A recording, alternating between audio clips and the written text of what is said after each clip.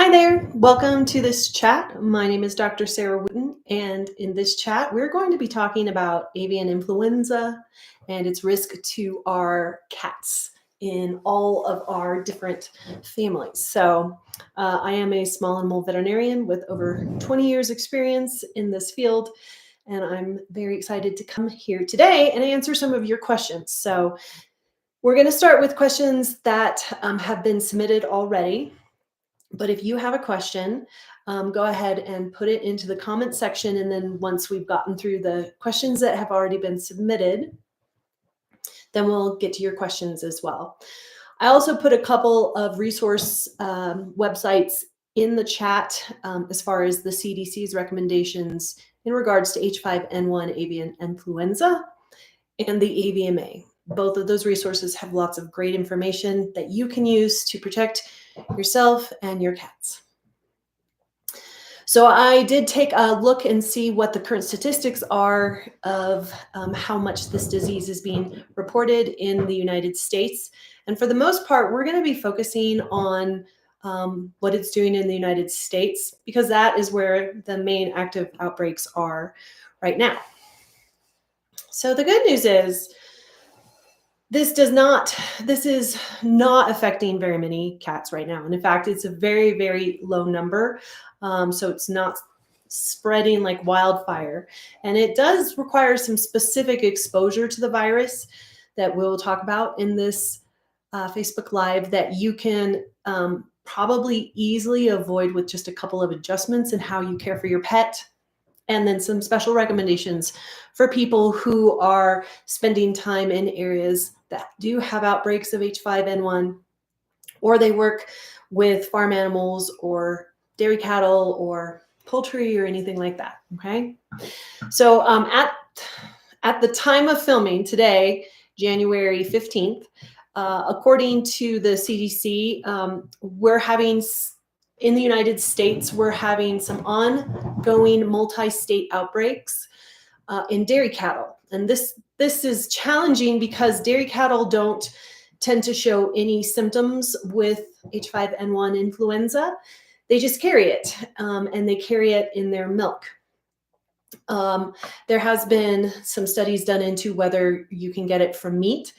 To this, as of this filming today, there is no evidence that you can get H5N1 from beef, ground beef, or any other cuts, but it is recommended to cook it thoroughly because that's what kills the viruses and the bacteria.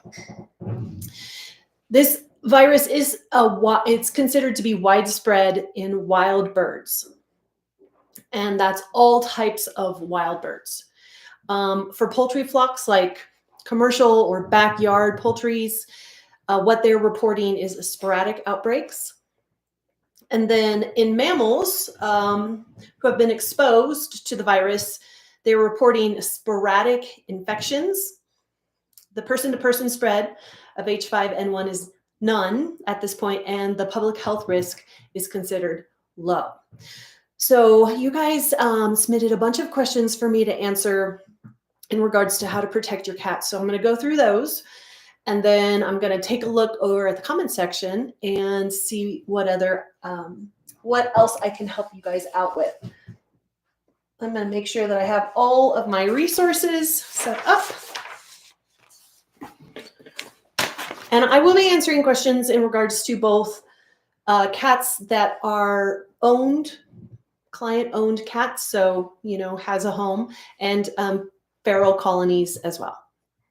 So the first question is, are freeze-dried raw chicken bites like the ones from Pure Bites safe? Would freeze drying kill the virus? Thank you.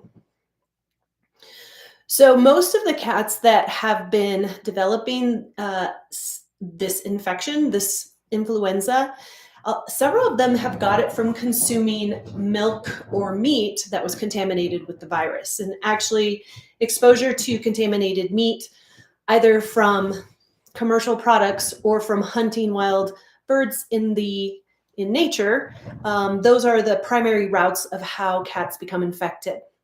Cats can also become infected by exposure to the virus on say your clothing. So if something is carrying a virus or a fungus or a bacteria, we call that thing, whatever it is, a fomite. And so if you do walk through some of the virus in the environment that's like stuck on some feces or some nasal secretions, or maybe a dead bird, something like that, you can transmit the virus on your clothes, just so you know. But let's go back to the question. Are freeze-dried raw chicken bites, like the ones from Pure Bites, safe? The answer to that is no. So there have been no recalls for freeze-dried Pure Bites as far as I know. But freeze-drying and freezing raw meat will not kill viruses because the food is not heated or cooked. The only way to kill these viruses is by cooking the food. So if you are feeding freeze-dried foods, treats or food, I would recommend contacting the company and asking the company if the product was cooked before it was freeze-dried. If it was cooked before it was freeze-dried, then it's safe to feed. Otherwise, you can use boiling water to cook freeze-dried meats if you've already purchased these products. Do not cook freeze-dried bones, because if you cook bones, it makes them very hard and brittle, and then those can become problems in the gastrointestinal tract. So boiling above 65 degrees Fahrenheit or 74 degrees Celsius makes it safe to feed, but you cannot ensure that freeze-dried raw products are safe at this time. And when I do say that, I mean your chicken products, poultry products, duck, turkey, anything like that. So the next question comes from somebody who's taking care of a feral colony. So a feral colony is just cats, domestic cats that are not domesticated at all. They live in the wild, they do their own thing. And so we call those feral cat colonies. So this person says, our feral colony shows no interest in the pigeons that share their space, but pigeons also share their food and they poop all over the place. Any suggestions? So far, no bird flu cases reported in Washoe County, Nevada. Thank you for your question. So in general, pigeons have been found to be more resistant to this virus. They tend to not get as sick with it if they're exposed. And some of them can be carriers, which means that they don't show any symptoms at all, but they are carrying the virus and they can shed it in their environment. So the other thing you should know is that one of the first cases of a cat dying of bird flu was in Thailand way back in 2004. And it was after the cat ate an infected pigeon carcass. So it can happen. So it's rare. It can happen. The question is this feral cat colony at risk? Possibly. So I would recommend continuing to monitor with your local state health reporting agencies and monitoring your county for any cases. I also recommend putting up maybe some trail cams or something like that around your where the pigeons are and around where your cats are, so you can monitor for any signs of illness or dead birds or any signs of illness in the cats as well, and then remove any sick individuals immediately, because this virus does spread really fast, but you can keep it contained by removing the sick individuals. And the other thing is, try to keep the cat's food and water out of reach of where the pigeons are. So this may be inconvenient and you may have to move several pieces of equipment or bowls or structures or anything, but whatever you can do, or even you could make like a chicken wire structure that's covered that only the cats could get into, that the pigeons could not. But just use some of your ingenuity. It is best to not have the pigeons near the cats until we get this all handled. That is my recommendation. So the next question is, I assume raw eggs are a problem too. Is there a vaccine being developed? Well, there is no vaccine that is developed or is being developed at this time. And then as far as the question of to the eggs, when birds are infected by these influenza viruses, the infection spreads to the whole body. So the virus can be found in the meat and the eggs, as well as the eggshells. There's an old study back from like 2006 that did report they were finding avian influenza in the feces of infected animals. But there hasn't been anything since then. So I don't know if that's considered a route of transmission or not. But eggs definitely are on the list. So if you do feed eggs to your cats, I recommend cooking them, at least for now, until we get this under control.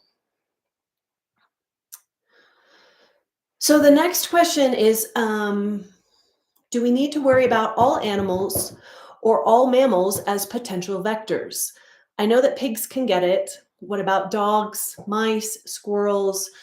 I'm confused about this interspecies transfer. Well, you and me both. Influenza viruses mutate very quickly, and so that makes studying them a bit of a moving target. One of the main concerns that we have with this particular strain of influenza and cats in particular is that cats have all their own viruses, right? They have all these own viruses that they carry. So there is always the potential that cats, like their bodies, could be used by viruses to be a mixing vessel that can produce new strains of viruses. So the question goes back to, are all mammals at risk? Well, technically, yes, all mammals could be infected, as far as we know. But there really hasn't been very many reports other than what we're seeing with the dairy cows and with cats, and then I think maybe one dog. So it's possible, but a lot of times what is happening is these animals' immune systems are taking care of this, or they just become silent carriers of it. So there was one case of a pig contamination as far as swine go, and that there has been one instance reported in the United States, but it was a non-commercial farm, and those pigs were not destined for the food supply. So is interspecies transmission possible? Technically, yes. Is it happening on a widespread basis? No. And there's definitely no reports that I know of at this time where a person has been infected by their cat or their dog. So again, possibility of interspecies transmission with all mammals in general, yes, but so far not really manifesting into a physical reality. Technically, a cat that is sick from bird flu can infect a dog, but the dogs do not seem to be as susceptible to it. There just hasn't been enough research into this to know what this virus is going to do. But if a cat does come down with the signs of flu, malaise, loss of appetite, fever, copious nasal and ocular discharge, kind of just the regular old signs of flu, I do recommend isolating that cat away from any other pets in the household and then calling your veterinarian for advice on what to do next. I don't recommend just going straight to the veterinarian because this is an emerging disease and we're trying to get a handle on it.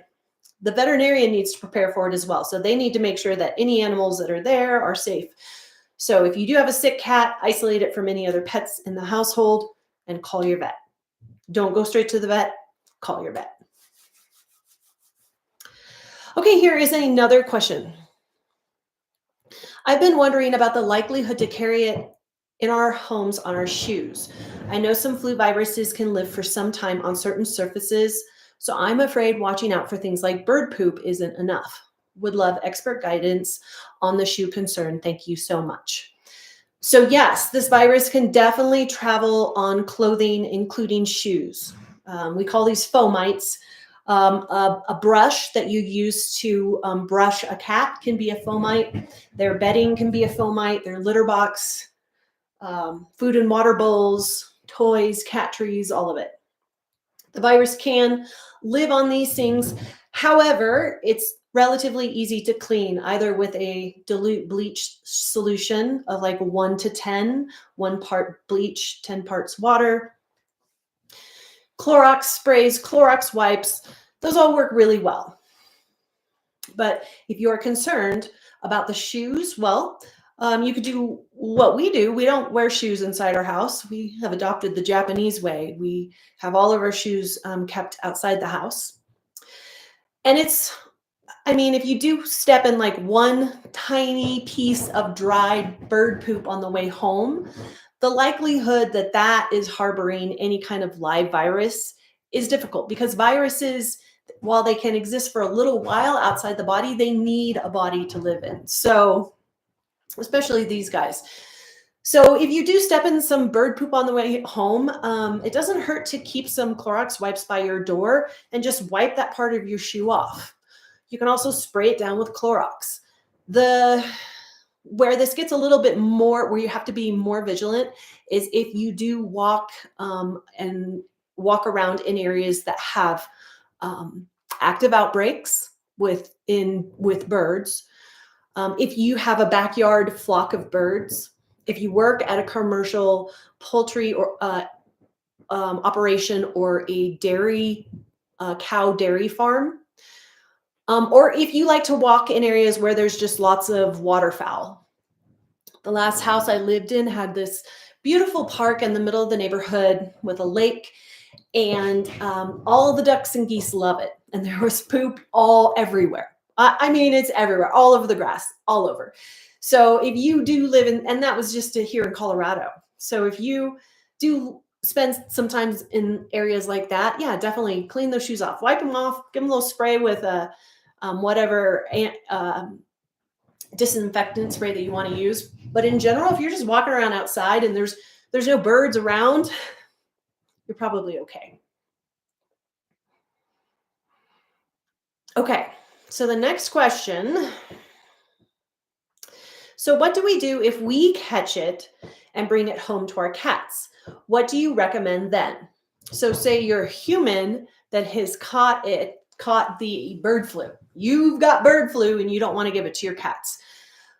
Well, we've all just recently been through this with COVID and everything. You're going to want to make sure that you don't spend time around your cat and interact with your cat or touch your cat until you have been given the clear by your doctor, by your human doctor.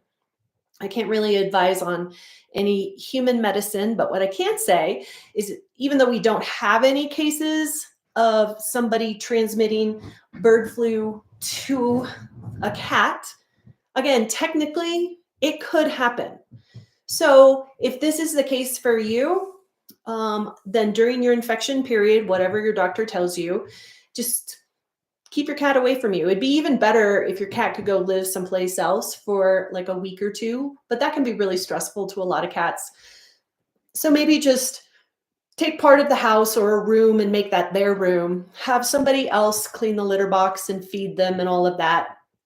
If you don't have any help to do something like that, wear gloves when you do it. Try not to breathe on your cat. And then just make sure that you just don't expose your cat. And while you're sick, just take care of yourself.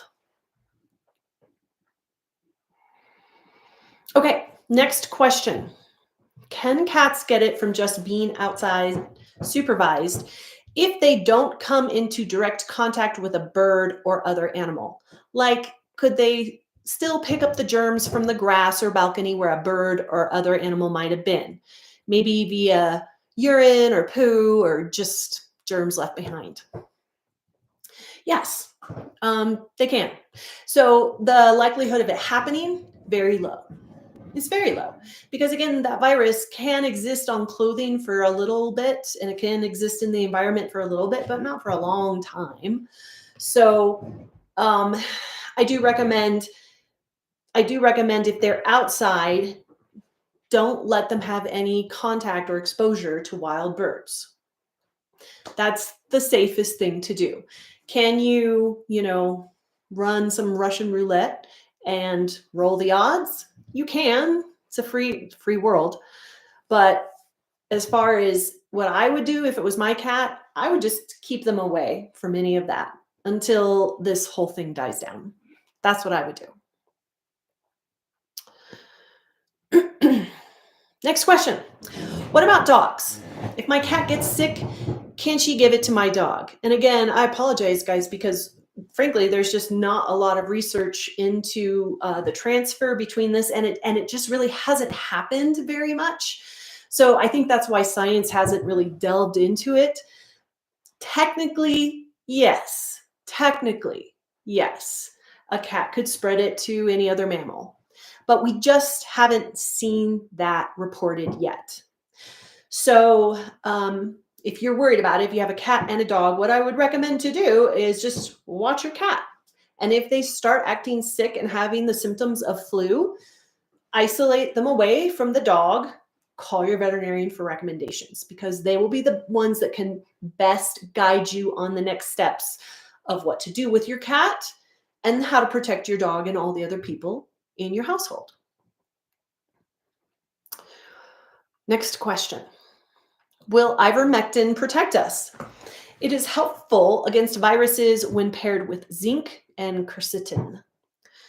Well, yes. So I did look into this as well. There is one study out there that checks to see whether the ivermectin can stop the virus from replicating inside chicken embryos that are still inside the egg.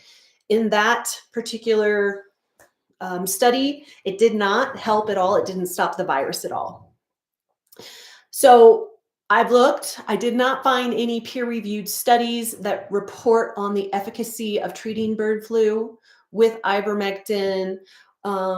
So I'm not going to give you an answer on that because there is no answer on that quite yet.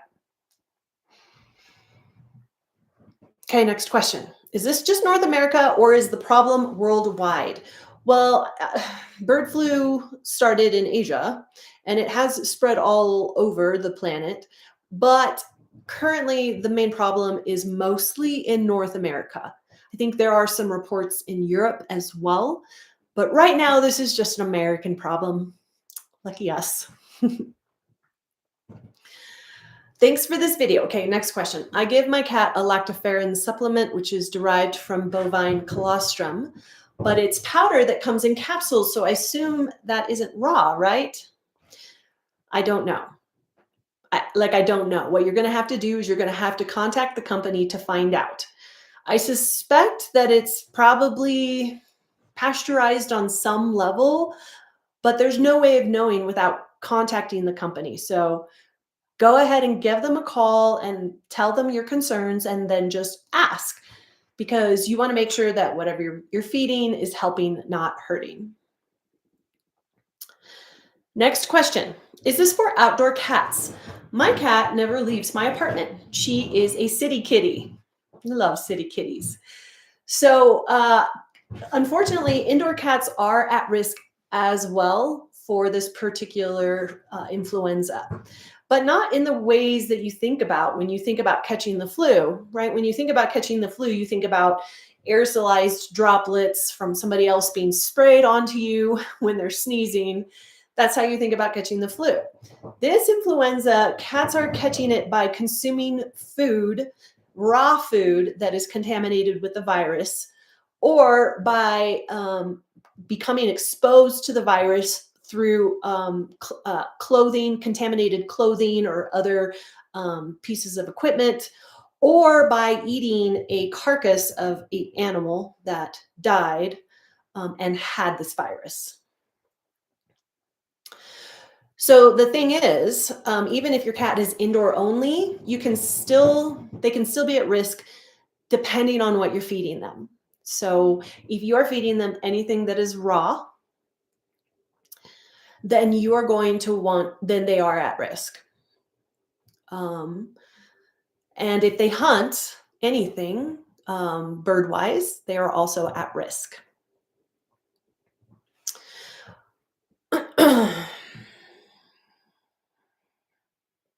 So the next question is, what about goat milk? I stopped giving it to my cats since the outbreak.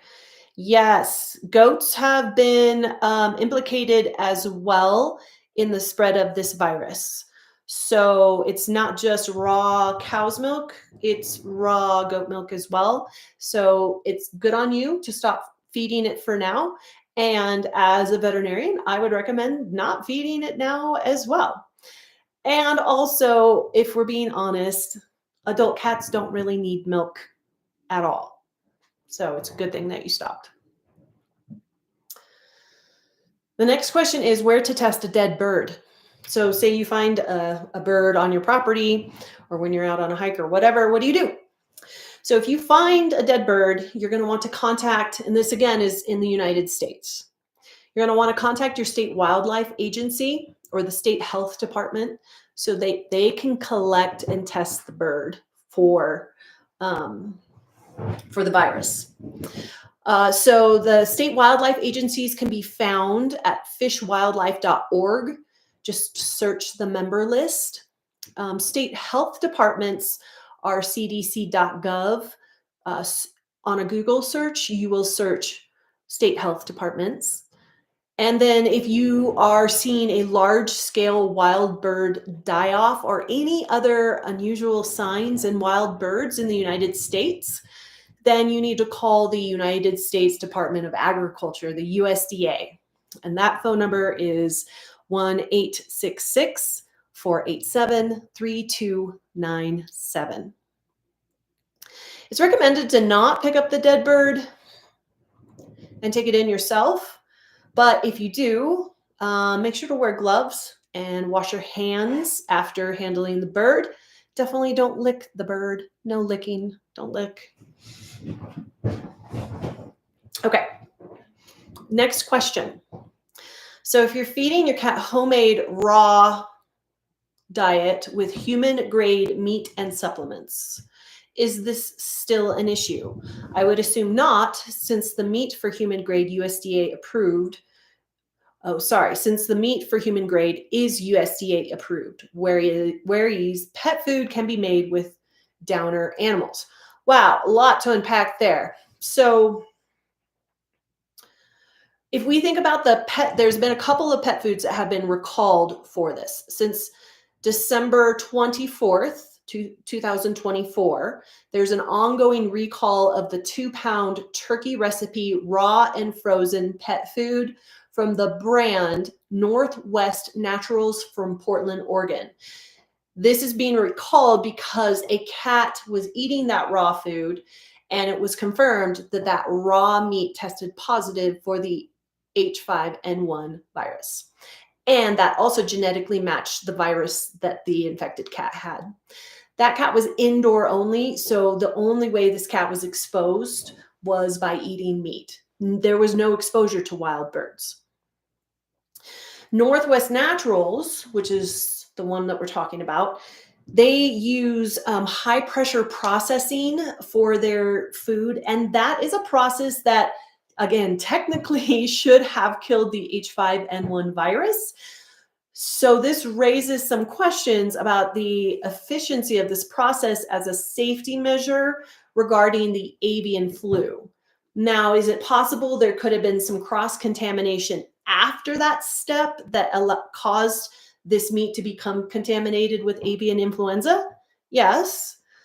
But here is the other thing you have to realize is that this brand that was recalled, the Northwest Naturals, they use meat from USDA inspected facilities, and that's made in a USDA approved facility. And it still came down with H5N1, and then the cat died. There's another product out there as of the 31st of December, which just a couple of weeks ago, in LA, the Los Angeles County Department of Public Health advised to not feed Monarch raw pet food because it has also been contaminated. And this particular product is a product that is advertised as human grade USDA free range chicken. So even though we would like to think that the human grade USDA inspected chicken is free of this virus, we've got a couple of cases here that are showing that they're contaminated and it's causing problems. So if you were my client and you asked me this question, I would say you can continue to feed them the human grade raw meat and supplements.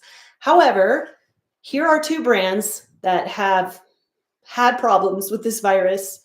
One of them is definitely a human grade USDA, blah, blah, blah, and we're still having problems. So to be on the safe side, I would feed cooked food for now, at least. I know it's not what you want to hear, and I do think there are a lot of benefits to feeding raw, but right now, one of the main concerns with feeding raw is infectious disease. And here it is. So this is the time where we go, aha, this is one of the things we're concerned about. Let's go back to what we know is safe. Cook the food or feed commercial canned or dry food. That's the best way to keep your pet safe indoors. Outdoors, keep them away from wild birds. Keep them away from your backyard poultry as well. There has been also some recalls of raw dairy products as well, because the H5N1 virus has spread to dairy cows, which is concerning because those cows don't get sick with the virus, but they carry it in their milk. So they weren't being tested. And this led to two recalls and the death of at least 5 cats last month. And 5 cats is not a lot, but to those people who lost those cats, it's a lot. So I hope you guys are kind of getting the gist of what I'm sharing here as far as the risks of exposure, how to minimize the risk and protect your cat, and what to do if you think your cat has become infected. Okay, I think I've gotten all of these questions. I'm just looking through one more time. I think I got all of them. So let's go to the chat. How much time do we have left? We got a whole half an hour left. This is going to be great. Okay, so, and there was a question about where those questions came from. Those were submitted to cats.com prior to this live. So, M. Campbell. Okay, first of all, people are telling jokes. They're pretty good. I like this one. What's the difference between a bird flu and swine flu? One requires treatment and the other requires ointment.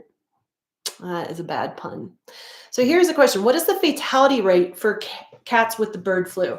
Well, we don't know that yet because there has hardly been any cats sick. But as far as the cats that are recovering, it's too early in the game for us to have that data available to us yet.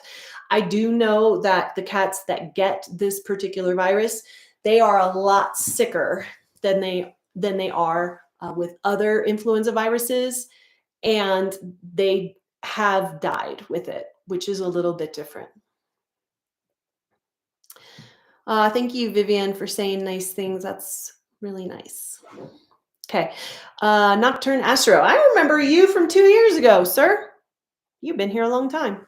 Checking to see if the questions posted here are being read. Yes, I'm getting to them right now.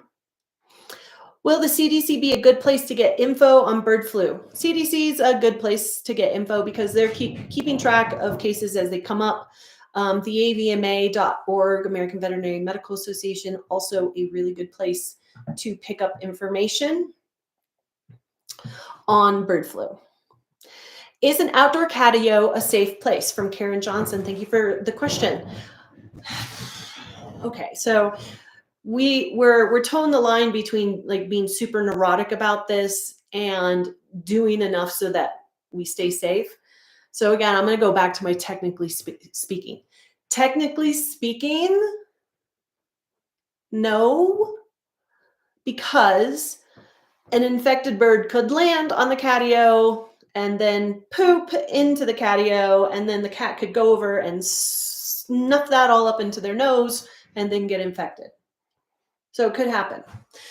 So if you're using a catio that you can ensure the cats will not have any exposure to wild birds inside of it while they're in it, yeah, it's fine. If there's any possibility, so get out there and take a look, because you don't want to be the outlier. You don't want to be the one person that was like, oh, I guess you could get you could get bird flu with a cat in a catio.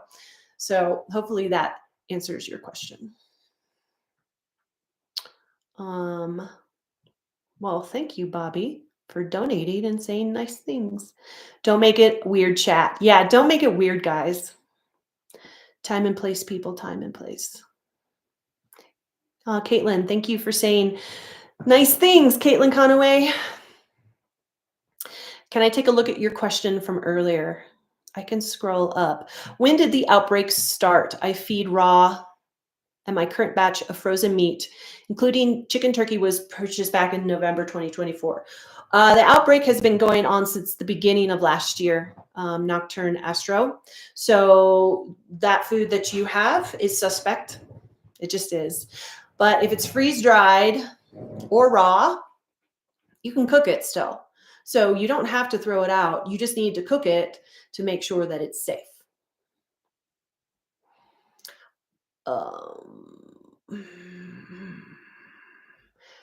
I just ordered cat treats on Amazon yesterday. Is there anything in particular I should watch out for? Well, you should definitely contact the company if you just bought like some sort of freeze-dried cat treats or something. You need to contact the company, see if the product was cooked before or after it was freeze-dried. Also ask them if it is cooked in general. And then if they send it to you and it's a raw product, you can cook it, and then your cat will probably still love it and it will be safe. Is it safe to take my cats out into the public hallways of my apartment complex while this is going on for leashed walks? I think so. I mean, I think it's fine. As long as you're not seeing big piles of poop or dead birds in your hallway, or big, a lot of organic debris. As long as there's not a bunch of birds in your hallway, you can take your cat out for a leashed walk. My cat is, so the real Jackson, my cat is constantly congested. It's been like that since it was born 6 months ago. Well, that's probably not an influenza problem, sir. The real Jackson. That's probably more likely either born 6 months ago. So that's probably an additional, like a different virus, or it could be a nasal polyp, or it could be some sort of anatomical abnormality or something that's blocking. It could be a blocked tear duct. Lots of other things. It could be probably not cat flu, because bird flu is not a long-term thing, right? These cats, they're real sick, and it's a short-term thing. Where something like a longer-term virus, like a colonies or a herpes or something, those are longer-term viruses that cats will carry their whole lifetimes. And those cats will develop clinical signs, the sneezing, the eyes, when they're stressed, but then the virus will become latent again, which means that you don't see it. So it doesn't sound like you're dealing with an avian influenza. But if your cat's been congested the whole time, there's definitely something going on. Go to a vet. Go to a vet. Okay, here is a question that looks like it got spotlighted. I know cows could get this disease because some cows got it. Yes, we've seen it in dairy cows. How about beef? Does it have to be cooked? As far as feeding it raw? So as far as I know, there has not been any reports of H5N1 in cow meat, in beef, raw or cooked. It's just been in the milk. However, I always think it's better to be safe than sorry. So until we know more, I would just cook all of the beef. I would cook it all. That way you're not having any questions. And if your cat has to eat some cooked food for a little while versus raw, it's not going to help. It's not going to hurt them in the long run. Fab Huntress, glad to be here. I'm glad you're here too. Mike, here's Kashdali. My kitten randomly stopped eating her food. Is that normal? No, no, not eating their food because they're not feeling well. So if they stopped eating for a day, I wouldn't worry about it. If it goes longer than a day, go to a vet. You can't really mess around with kittens. They can get hypoglycemic really quick. And if cats don't eat on a regular basis, they can develop fatty liver disease. All right, now I'm going to scroll down, take a look at some of these questions, which these are really great questions, by the way. And I'm not sure, some people say that you can't hear audio. Just put a thing in the comment if you can hear me. Don't make it weird, people. Freeze. Okay. Da, da, da, da, da. I've ended the chicken and turkey for now. Good. Question: is this flu in other countries? Australia? No, Australia is free. They don't have it for now. So for now, you're good. But again, we're not sure where all of your food products are coming from. So even if it's not in the country, it could still be in products that are coming into the country. Again, I'm not entirely schooled up on import and export rules in Australia, but it's not in Australia right now. Nocturne Astro, you've ended the chicken turkey for now. Great. Dumb question. Not a dumb question. What does it look like when a cat is coughing? So I know I did in the video that I made about this, I did say that coughing could be one of the symptoms, but it's more rare that it would be a coughing cat. So cats, they don't cough really when they get upper respiratory infections. They cough more when they get something like bronchitis or asthma can cause wheezing and coughing. But if they are coughing, it will sound like they're trying to hack up a hairball. It just nothing comes up. And they'll have their head extended. And sometimes if they're having difficulty breathing, they'll have their elbows out away from their body and they will be sitting like this. They won't lay to the side.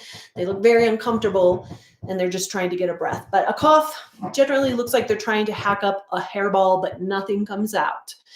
And then it's a rarer sign as far as the avian influenza goes. More likely, you're going to see just fever, malaise, loss of appetite, and a whole bunch of snot and eye boogers. Thank you for this. Would freeze-dried fish be okay? I think freeze-dried fish are fine. As far as I know, this is not in fish.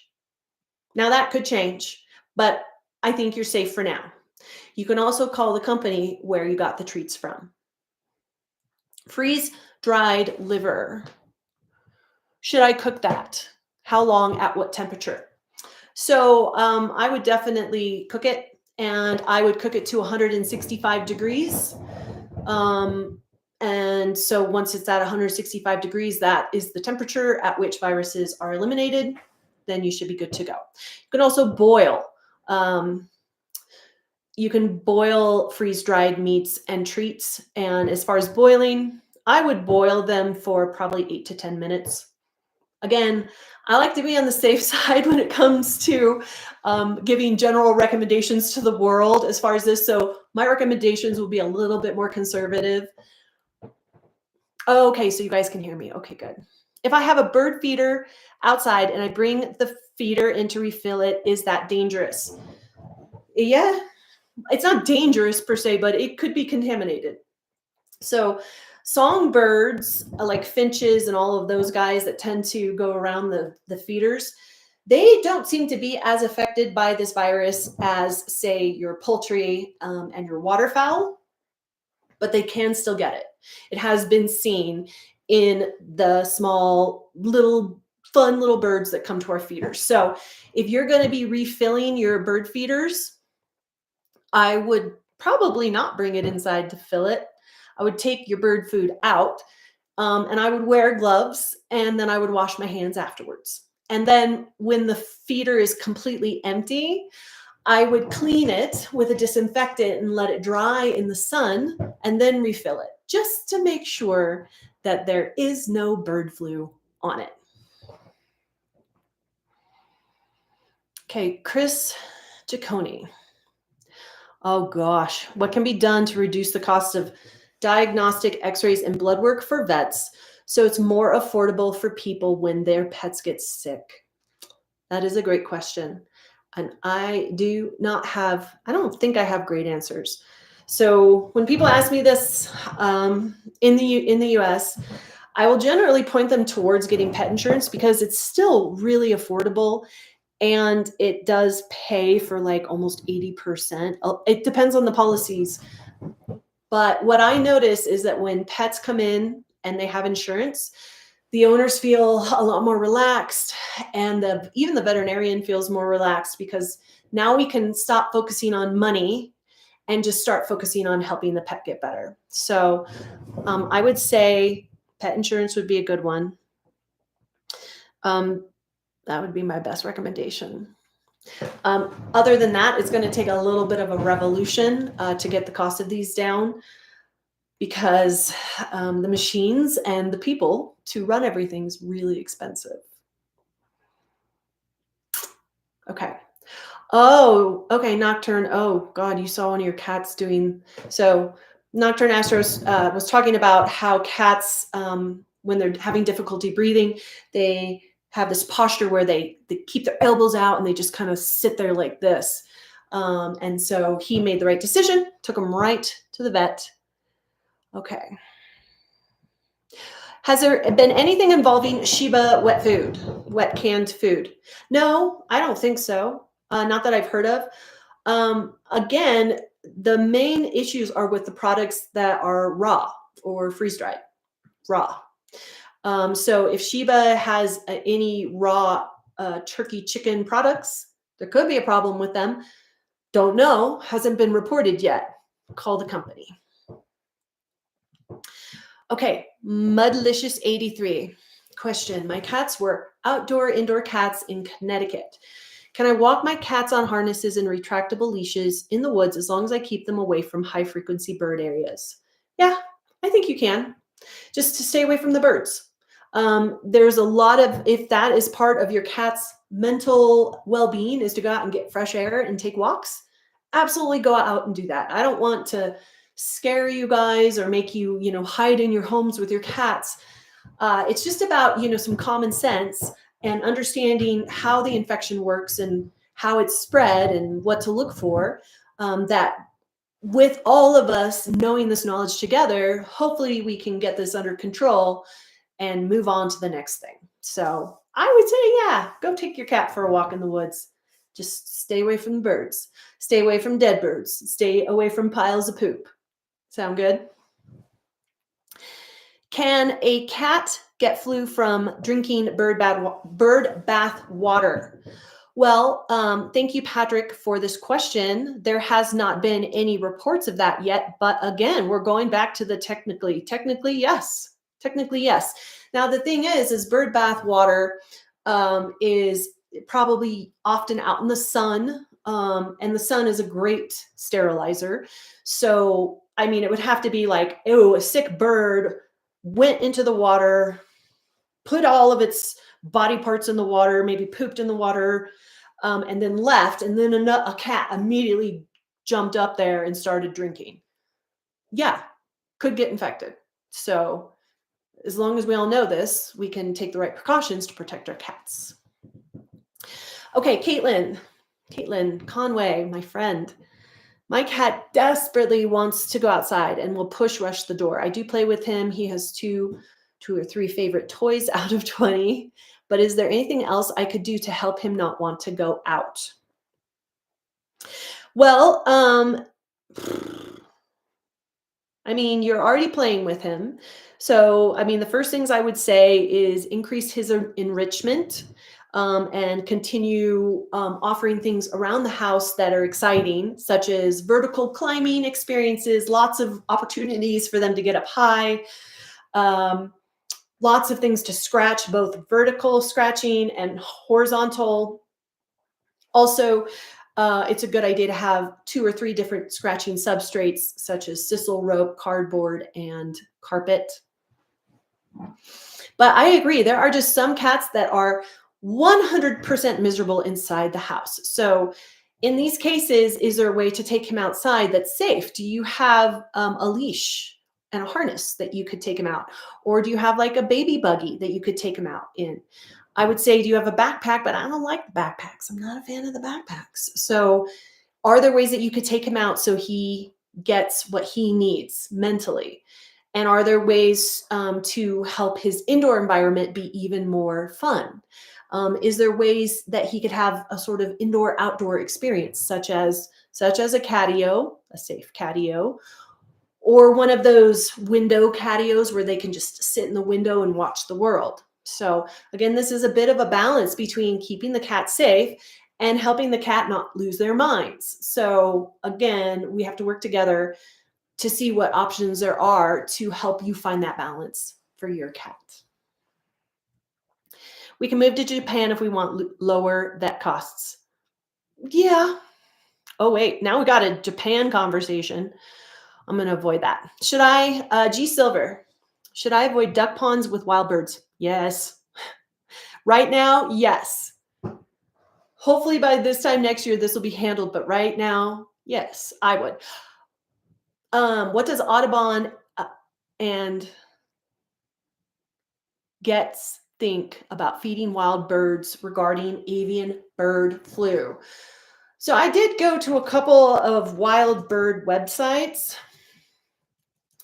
I don't know what Audubon is recommending right now. Again, guys, remember, so this, even though we're talking about this and, all kind of getting freaked out about it a little bit, remember, widespread outbreaks and even, oh, I'm so sorry. Sorry about that. Widespread outbreaks it's low. Outbreaks in cats are low.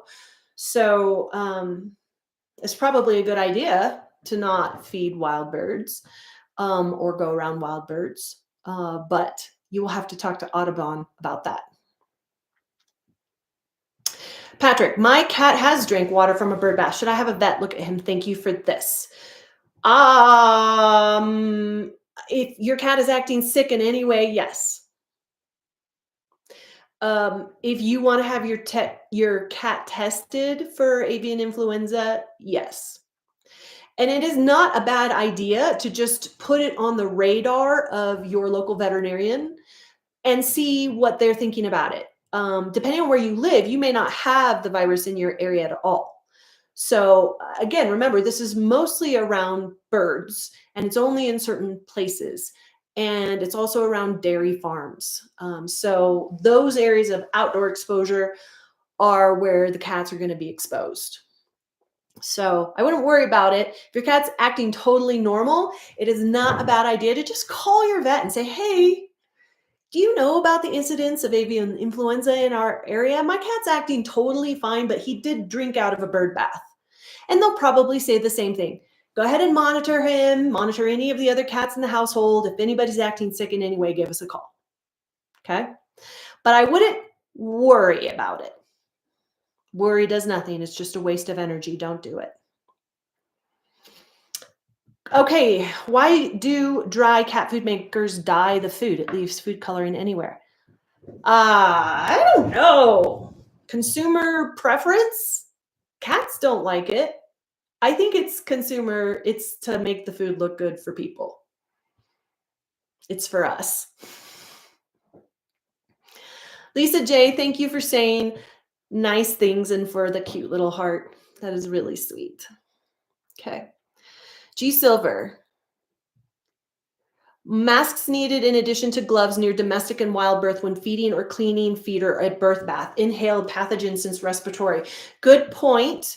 Again, we really haven't had very many, hardly any cases of people becoming infected with this.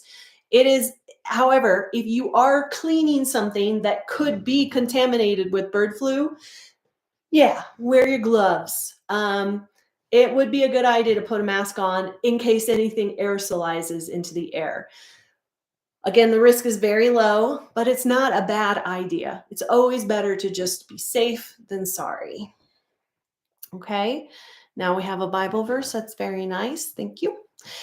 Okay, Aurelius Prime. How do food processing facilities test for bird flu? Well, likely what they are doing is they're taking the product out at some point.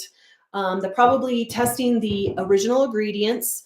And what they'll do is they will probably do like polymerase chain reaction, and they'll look for antigens that are associated with the virus. So any viral particles, they will look for those underneath PCR testing. So they'll test them in the ingredient process, and then they'll probably test them at the end stage as well. But I haven't been to any cat food processing plants since this started, so I'm not entirely sure. I think what they would be doing is testing the animals before they go to slaughter, and then testing the meat right after as well. So that would be less of a cat food manufacturing plant and more of an ingredient sourcing testing situation. Having like a love attack for Caitlin. Thank you for saying the sweet things. We got some more Bible verses. I love the cat painting on the wall. Thank you. I painted that. I did. Okay. Christine, I came late, but heard the end of a question involving eyes. My cat has had one runny eye for years. We see different veterinarians at our clinic, but never get an answer or test options. Should I worry? Well, Christine, you should not worry because worrying is a waste of your energy. So just relax. So it's likely not anything to do with avian influenza. As I was saying earlier, the symptoms for bird flu are sudden and they have a limited time period, and then you're done. Other viruses like herpes or colonies or any of the other garden variety viruses that these cats carry their whole lives, these cats may not have signs at certain times, and then they get stressed, and then suddenly they have signs again because it's a latent virus. So if your cat has had a runny eye for a long, long time, I guess the other things I would think about is, does the cat appear to be uncomfortable in that eye? Is there any kind of squinting or pawing at that eye? Are there any vision problems? Is the eye itself red? Are the tissues that hold the eye in the socket, which is the conjunctiva, is that excessively red? Is there any weird spots on the eye? Is the cat having any other symptoms? Do they have problems eating, or do they have smelly teeth? Because dental root abscesses, the root of a cat's tooth is very, very, very close to their eye. And sometimes the only signs that a cat will have a tooth root abscess is ocular signs. So, but what you're describing sounds like kind of more of a chronic thing. It could also be that their tear duct, which drains tears from the eye down to the nose, is blocked or never formed correctly. Could be that you have a smush-faced breed and maybe some of the hair rubs on the eye. I don't know. Should you worry? No. But if the cat is acting abnormal or uncomfortable or having any vision problems or having chewing problems, then you need to get some more answers. And if you're not getting answers from your clinic and you're not feeling like you're getting your answers answered or your questions answered, get a second opinion. I would, if it was me. Oh, here's a great question. Should I wait till all this blows over before taking my cat to the vet for his checkup? No, not really, because veterinary clinics are not really a hotbed for this. If there's an infected cat that goes in there, which is rare, then they would institute their decontamination and cleaning protocols and make sure everybody is safe, because that's how veterinary hospitals run. So I don't think that there is any reason to wait on your annual exam because of the bird flu issue.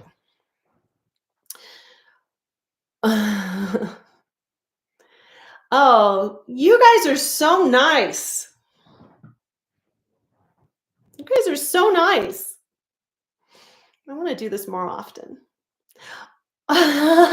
Okay. Question. I just adopted Leona 13 days ago. This is from Lenora. Lenora Ray Kittyton. That's good. I just adopted Leona 13 days ago. She's a 2-year-old domestic short hair. She's perfectly healthy because the shelter gave me her medical records, and she's 15 pounds. She is 15 pounds. Is she overweight?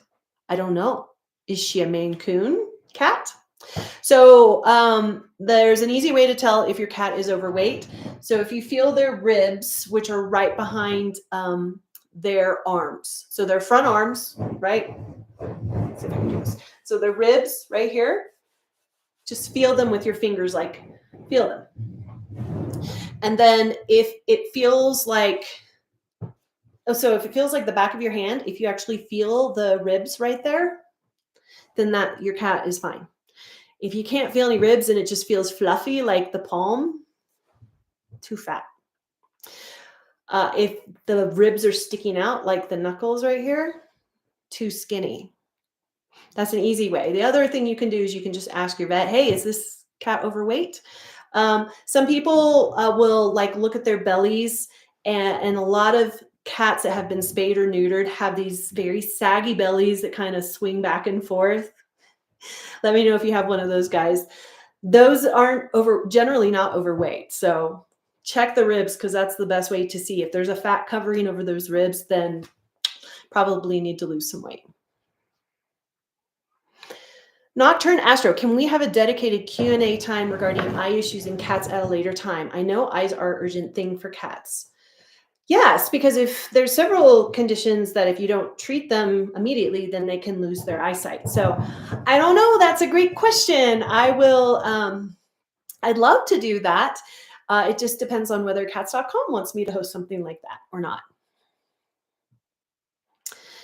G Silver, this is an informative chat. NPR had a segment on how chickens interacted with cows and transmitted the virus. Not freaking out, but taking it serious enough to take precautions. No raw in my home.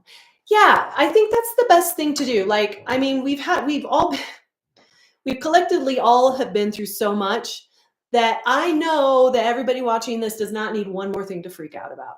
So I am here in my white coat to tell you, hey, I don't think we should freak out about this. I think we should be proactive and smart about it.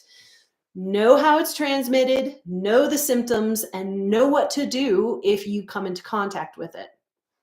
Because if you apply that knowledge, you'll be able to protect yourself and your cat. I like the hand analogy. Yeah, it's a good one. I've used it a lot. It really, really helps, the hand analogy for fat cats. Of course, Leonora, you're welcome. Okay, so it looks like we have, sorry, I'm reading through some of your comments and still laughing. Okay, so you people are lovely. It has been an absolute pleasure to spend this hour with you. I do hope that you do share the information, and just now that you have this knowledge, you can help keep cats safe, like everywhere. Keep cats, keep people safe. So if you think this helpful or will help somebody, share it. Definitely leave comments and let me know what else you want to talk about. And then maybe I'll come back and we'll do another Facebook Live soon. Okay. So thank you. Thank you. Mwah. Have a great day, and I'll see you soon.